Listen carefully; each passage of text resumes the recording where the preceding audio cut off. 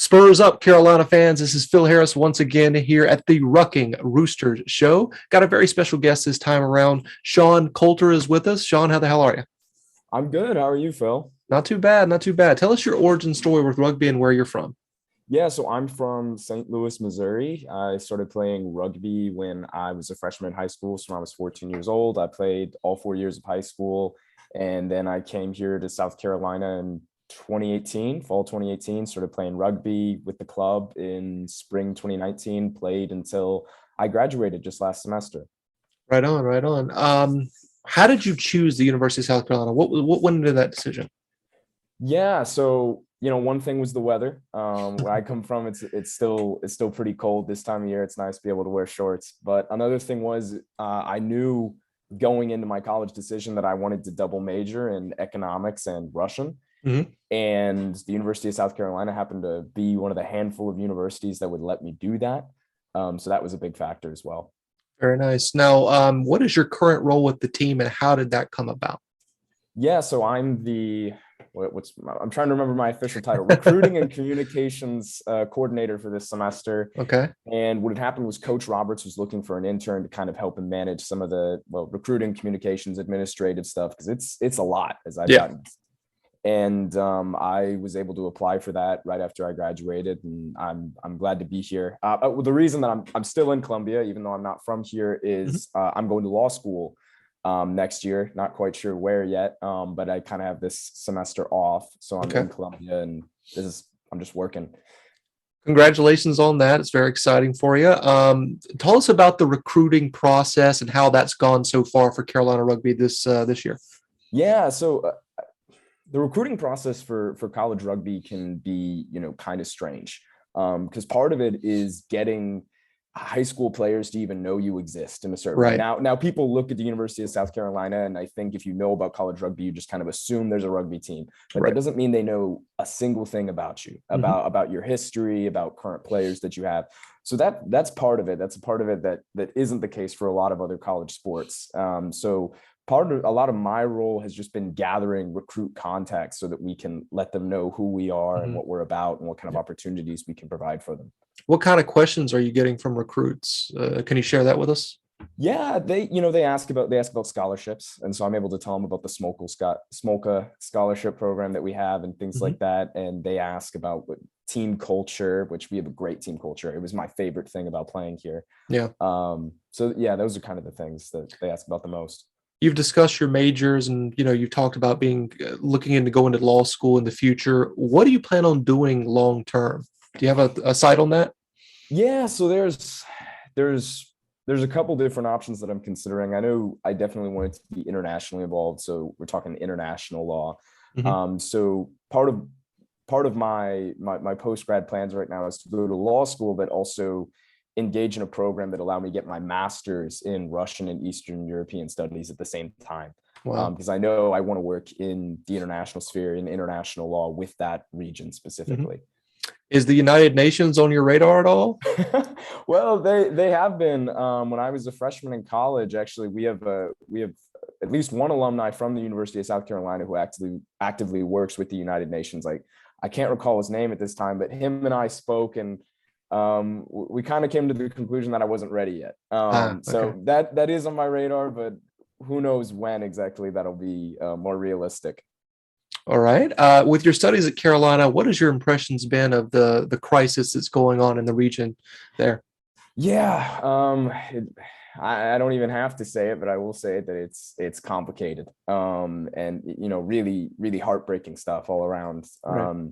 The conflict really has its roots in 1991, 30 years ago, with the breakup of the Soviet Union, Mhm.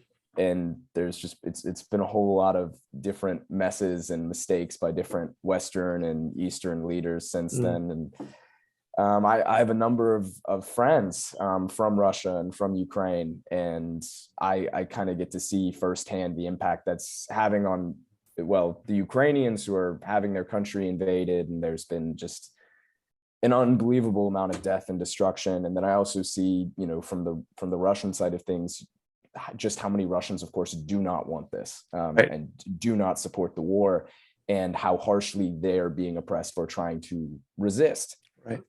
So yeah. it sounds like these, obviously we're our thoughts are with those folks, but it just makes me thankful that I'm an American right now. It's just, one of those things. It's so unfortunate, the situation there. And we do have an assistant coach that's near there trying to help with the refugees and stuff like that. So assistant coach Tony's out there doing the Lord's work, if you will, with helping those folks. So very sad stuff going on right now in our world, unfortunately, beyond Carolina. Trying to change subjects here. What is your impressions of John Roberts? Oh, I mean, I really, because the pandemic really interrupted my rugby career. So I really didn't play last semester. I was around at some practices. I came to some games. So I had not really met Coach Roberts until I started working for him this semester. And he really is a joy to work with. And especially because I kind of, like a lot of the guys who are seniors right now, got to see what the program was like when we came in compared to now. And I mean, I can just tell you, like, it's headed in a really good place. I feel like it's in great hands, just the level of organization. And I feel like there's a whole new level of discipline for the team that can only lead us in a positive direction. I couldn't agree more. I've had a lot of experience with John Roberts at this point, being on the board and also on a recruiting trip with him, and he's the real deal. You can tell that why he's been so successful in his rugby coaching career just by meeting him. 5 seconds with him, you kind of get that he's just one of those people that achieve, and he's going to do that at Carolina for sure. There's no doubt in my mind. Any advice? I know some of these guys that's on the current team because you're not too far removed. Any advice for those current players on the team that you could give?